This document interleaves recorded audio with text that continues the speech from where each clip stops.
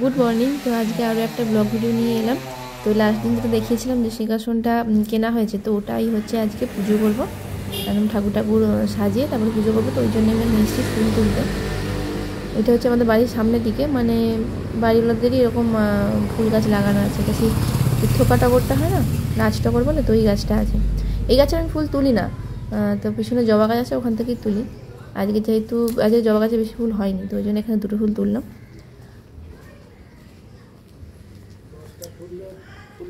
হ্যাঁ হ্যাঁ হ্যাঁ, ওইটা বসাতে হবে, এমনি অল্প এতে আছে, এই ধারে বসিয়ে দিলে হবে। এই দিকটা মানে পুরো পরিষ্কার করে দিয়েছে, এখানে জঙ্গল জঙ্গল ছিল না। আর ওইটা সে আমরা আনারস খেয়েছিলাম, আনারসটা লাগানো হয়েছিল, ওই যে হয়েছে গাছটা, একটু বড় হয়েছে। আর যাওয়ার আগে পেঁপে গাছগুলো লাগিয়েছিল, এখন বড় বড় হয়ে গেছে। আর এখানে একটা গাছ ছিল, এটা তো সেই লবঙ্গ গাছ, এই যেটা লবঙ্গ গাছ, মানে এর পাতাটা এরকম ছিঁড়ে গন্ধটা শুকলো, তো ওটা লবঙ্গ, মানে যেরকম গন্ধ হয় এরকম। আর তারপরে আমি দেখলাম গুগলে করে সার্চ করে যে এইটাই লবঙ্গ গাছের পাতাটা এরকম, ওটা ফুলটা হয় আর কি, লবঙ্গ তো ফুলটা। আর এখানটা একটা গাছ ছিল, কাঁঠাল গাছ, ওটাও কেটে দিয়েছে।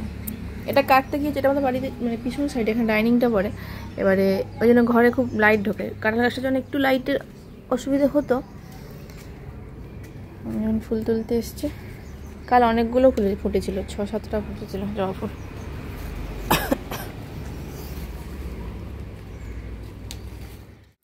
আর এইটা হচ্ছে যে আমি আগে ভিডিও করে রেখেছিলাম, এটা হচ্ছে আগে ঠাকুরটা যেরকম থাকতো, ওই একটা উঁচু টুল টাইপের ছিল, তো ওটার উপরে ছিল ঠাকুরটা। তো আমি ওটা সরিয়ে দিয়েছি, ভালো করে মুছে টুছে নিচ্ছি।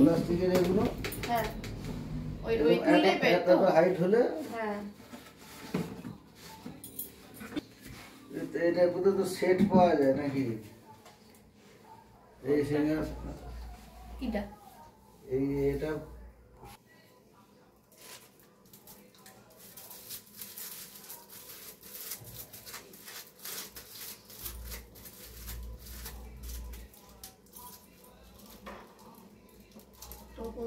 এইদিকে। হ্যাঁ, এগুলো এই খাটগুলো কত দাম নিয়ে?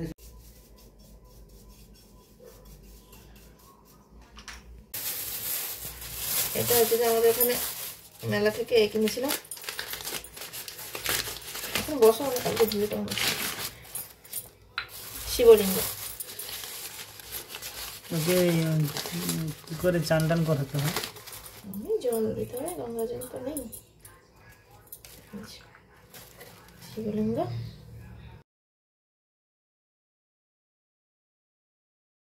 এটা একটুখানি চলুক, একটা এরকম একটা উঁচু মতো কিছু পিলা টাইপের হলে তারপর বসালে ভালো হয়। হ্যাঁ, একটু হাইট হলে তাহলে বসে, মানে এটা একটু উঁচু হয়ে গেলে, এতটা হলে তাহলে দেখতে সুবিধা হবে। আসতে হবে, দেখি দাও।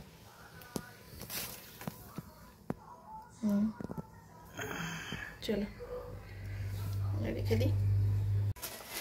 এটা শাঁখ কিনেছি,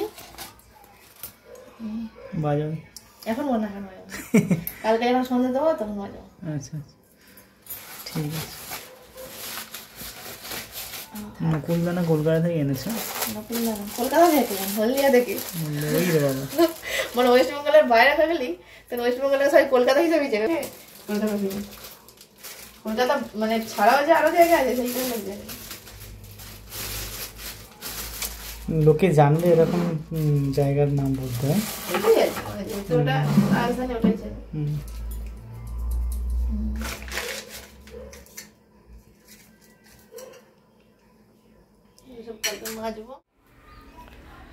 তো এই যে এইটা হচ্ছে যে বলছিলাম না, একটা উঁচু মতো কিছুতে বসানো হবে, তারপরে ওই যেটা ছিল ওটাকেই এরকম শুয়ে দিয়ে তার উপরে এটা বসানো হয়েছে। এবার একটা ভালো লাগছে, নাহলে এটা বড্ড নিচু লাগছিল।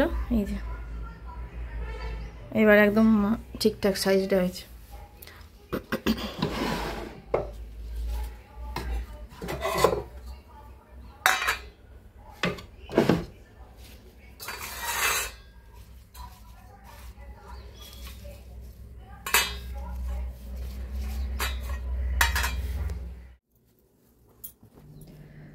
তো পুরো সিংহাসনটায় আমি ঠাকুর সব সাজিয়ে নিয়েছি, আর এখন পুজো করতে বসেছি। তো এত ভালো লাগছে, মানে এমনি ছিল ঠাকুরগুলো একটু ফাঁকা ফাঁকা লাগতো, তো এবারে বেশ সিংহাসনটাতে রাখা হয়েছে, বেশ ভালো লাগছে।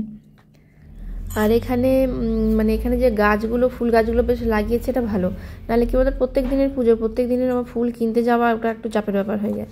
তো গাছ থাকলে টুকটাক ফুল হলে তো ওখান থেকে তুলে মানে গাছ থেকে ফুল তুলে পুজো করার এটা একটা আলাদা রকম মানে ভালো লাগে আর কি। মানে আমি ছোটো থেকে সেভাবেই আমাদের সেখানেও গাছ ছিল, ওখান থেকে ফুল তুলেছি, মানে প্রত্যেক দিন ফুল তুলে পুজো করা হতো। তো এখানেও বেশ গাছ আছে, এটা বেশ ভালো লাগে। সামনের দিকে সাদা জবা গাছও আছে, ওটা এখন আজকে ফুল হয়নি, ওটাতেও হয়।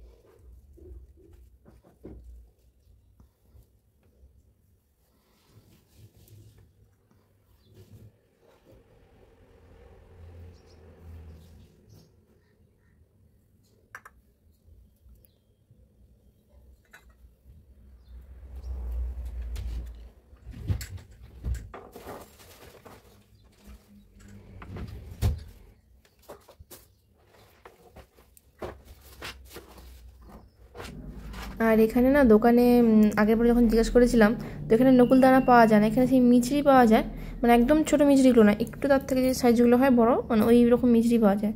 তো ওগুলো বড় বড় প্যাকেট, মানে অত বড় প্যাকেট নিয়ে কী হবে। তো এই জন্য এবারে যখন গেছিলাম তো নকুলদানা কিনে নিয়ে এসেছিলাম আর কি। আর আজকে যেহেতু প্রথমবার পুজো করছে, একটু ফল ছিল বাড়িতে, একটু ফল কেটে দিয়েছি।